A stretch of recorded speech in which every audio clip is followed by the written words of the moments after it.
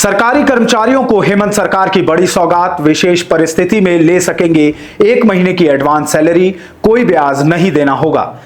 नमस्कार, आप देख रहे हैं आजाद सिपाही और मैं हूं मनीष सिंह। झारखंड सरकार ने राज्य के सरकारी कर्मचारियों के हित में एक बड़ा फैसला लेते हुए विशेष परिस्थितियों में 1 महीने का अग्रिम वेतन भुगतान करने की मंजूरी दे दी है। इस नए निर्णय के तहत जरूरत पड़ने पर स्थायी सरकारी कर्मचारी अपने 1 महीने की सैलरी एडवांस में ले सकेंगे। राहत की बात यह है कि यदि कर्मचारी इस अग्रिम राशि को अगले 2 महीने के भीतर वापस कर देते हैं तो उन्हें इस पर कोई भी ब्याज नहीं देना होगा। हालांकि अगर कोई कर्मचारी 2 महीने की तय समय सीमा के भीतर यह राशि नहीं लौटा पाता है तो उसे अगले 12 महीने के अंदर सामान्य ब्याज के साथ आसान किश्तों में इसे सरकारी खजाने में जमा कराना होगा।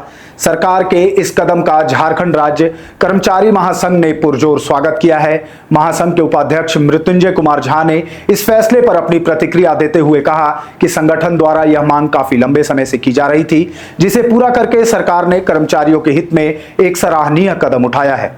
इसके साथ ही उन्होंने उम्मीद जताई कि यदि भविष्य में त्योहारों के अवसर पर भी इस तरह अग्रिम वेतन भुगतान का प्रावधान किया जाए तो यह कर्मचारियों के लिए और भी बेहतर होगा। शासन द्वारा जारी नियमों के अनुसार इस अग्रिम वेतन सुविधा का लाभ केवल झारखंड सरकार के अधीन कार्यरत नियमित और स्थायी कर्मचारियों को ही दिया जाएगा। इसके दायरे से पेंशन भोगी, अनुबंध और आउटसोर्सिंग पर काम करने वाले कर्मियों को पूरी तरह से बाहर रखा गया है।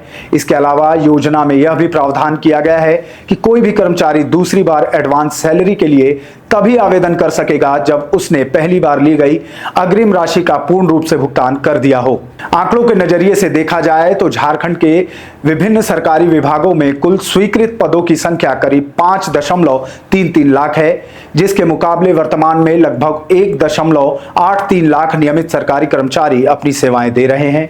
इसके अलावा राज्य में सचिवालय से लेकर पंचायत स्तर तक तकरीबन 1.60 लाख संविदा और आउटसोर्सिंग कर्मी भी कार्यरत हैं। सरकार के इस ताजा फैसले से निश्चित रूप से राज्य के 1.25 लाख से अधिक स्थायी कर्मचारियों को बड़ी वित्तीय राहत मिलेगी। हालांकि अनुबंध कर्मियों और पेंशनर्स को इस योजना का लाभ नहीं मिल सकेगा।